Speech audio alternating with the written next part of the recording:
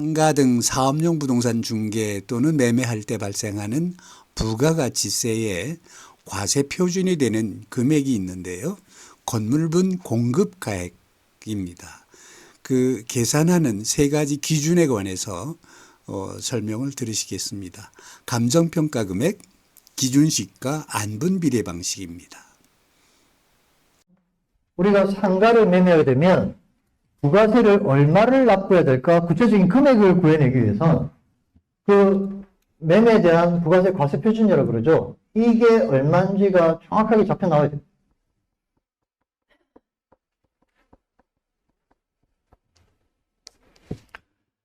자, 이게 정해져야 부가세가 확정됩니다. 일반 과세 기준으로 이 금액의 10%만큼 부가세 나오는 거잖아요. 자, 이게 아무런 기준이 없으면 사람들이 이걸 장난을 친다니까? 진짜 장난쳐요. 이런 경우들이 빈번하겠죠. 예를 들어 보면 A가 일반 과세로 건물을 갖고 있는데 이걸 B한테 팔 거예요.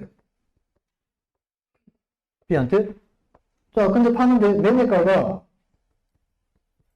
40억이야. 자, 이 40억이 따져보니까 건물이 20억, 토지가 20억 이렇게 두 개 합쳐져서 40억이 됐다 그러면 정상적으로 거래가 되면 얘는 매입 과정에서 부가세를 별도로 줘야 되죠. 얼마? 토지 가액은 빠지고 이 금액의 10%만큼 2억을 매매 대금에 별도로 줘야 되잖아요. 42억을.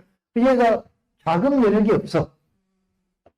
자금 여력이 있으면 붙여주고 자기가 일반으로 가면 이거 환급 받아오면 되는데 그 돈이 준비가 안 되니까 얘를 찾아가고 야 A 내가 한 가지 부탁이 있다. 근데 쪼잔하게 이미 합의가 끝난 매매가 이거 조정해 달라고 이야기는 안 할게. 내가 이거 다 줄게. 그 대신 계약서 쓸 때 계약서에다가 요거를 따로 좀 적자 우리. 매매 대금 적어놓고 우리 매매 계약서 임대차 계약서는 법정 서식이 없잖아요. 우리가 정한 대로 그냥 작성하면 그게 법적 효력이 있어요. 그래서 얘가 요구하기를 야 원래 건물이 이렇게 토지가 이런데 요거 이렇게 좀 적자. 어차피 합쳐서 40억만 주면 되잖아 이렇게. 얘가 들어보니까 별로 손해가는 게 없어. 어차피 40억 준다니까. 좋다 하고 도장을 찍어버리면 결국 이렇게 이 계약서가 인용이 돼버리면 얘는 부가세 얼마를 첨세 갖다 놓으면 됩니까? 2천만 원. 원래 2억을 해야 되는데. 그러니까 나라가 1억 8천 손해보는 거죠. 이거 나라가 가만히 있을 리가 없잖아요. 이거 손해보는 짓을 안 하니까. 이렇게 장난치는 사람들이 있을까봐 우리 부가세법이 상가 매매에 대한 과세 표준인 건물분 공급가액에 대해서 우선순위를 법으로 이미 다 정해놓고 있어요. 자, 첫 번째 최우선 적용해주는 건물가액이 뭐냐면 해당 건물에 감정평가서가 있는 경우 감정평가 금액을 최우선해서 건물가액으로 인정해줍니다. 감정평가서가 있는 경우에 근데 모든 건물이 감평서를 갖고 있지는 않죠. 이건 아주 특별한 경우라고 보시면 돼요. 근데 여기도 문제가 하나 있어. 우리 감정평가라는 건 언제 평가를 받는가 그 시기에 따라 금액이 달라지죠. 5년 전에 받을 때하고 1년 전에 받을 때하고 다르잖아요. 그럼 감평서가 있다고 해서 다 인정해 줄 거냐? 그렇지 않아요. 우리 부가세법은 기준을 정하기를 이렇게 정해놓고 있어.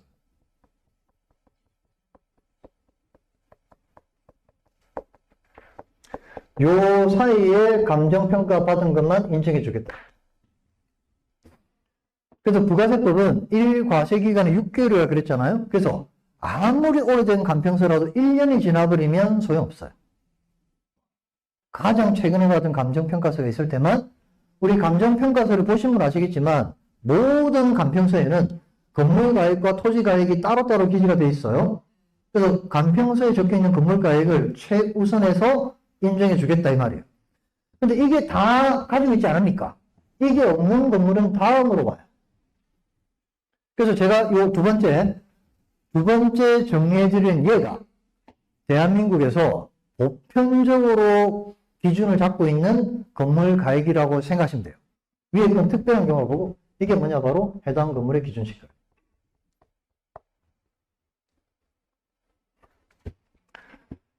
그래서 우리가 신고 납부 제도로 내는 세금이라 과세 관청으로부터 가산세 조치를 안 맞으려면 적어도 건물 가액을 얼마 정도는 맞춰 들어가야 된다? 이 정도 맞춰 들어가야 가산세 조치는 안 맞아요. 됐죠? 기준시가는 어떻게 뽑나요? 국세청 홈페이지 홈택스에 들어가면 시스템이 있어요. 거기에 법이 정해놓은 여러 가지 지수들을 대입하면 구조지수, 용도지수, 위치지수 이런 거 있어요. 그건 건축물 자장에 보면 다 나와 있어요. 철근, 콘크리트 조 이런 거 나와 있죠. 그다음에 중공년도 나와 있고 주소 이런 거 다 집어넣으면 네가 알아서 계산 다 해줘.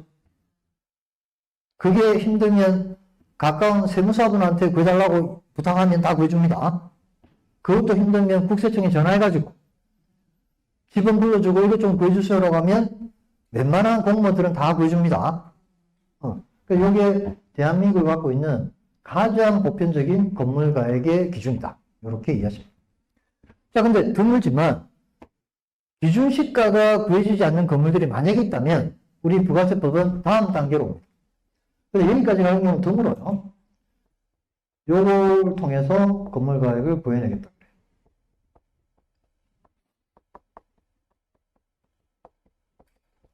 장부 가액을 기준으로 안분 비례 방식으로 건물 가액을 뽑아내겠다 이 말인데요. 근데 사실 여기까지 오는 경우는 극히 드뭅니다. 여기서 말하는 대표적인 장부가 뭐냐? 매도 매수 간에 체결되는 매매 계약서를 이야기합니다. 자, 매매 계약서에 보면 뭐가 확정되어 있느냐? 매매 대금이 확정되어 있겠죠, 여기에. 여기 나와 있어요. 자, 근데 여기는 건물 가액과 토지 가액이 같이 들어가 있는 금액이죠. 이 중에서 건물 가액이 얼마인지를 뽑아내야 돼.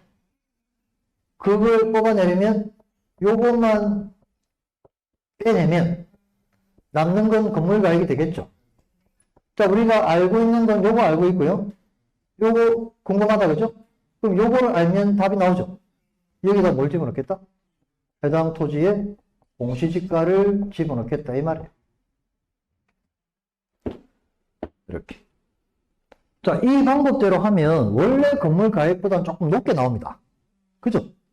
대부분의 토지 공시지가가 거래되는 실가보다 낮게 잡혀 있으니까 그만큼 건물 가액이 높게 나오는데 다른 방법이 없다면 할 수 없이 이렇게 하겠다 이 말이에요.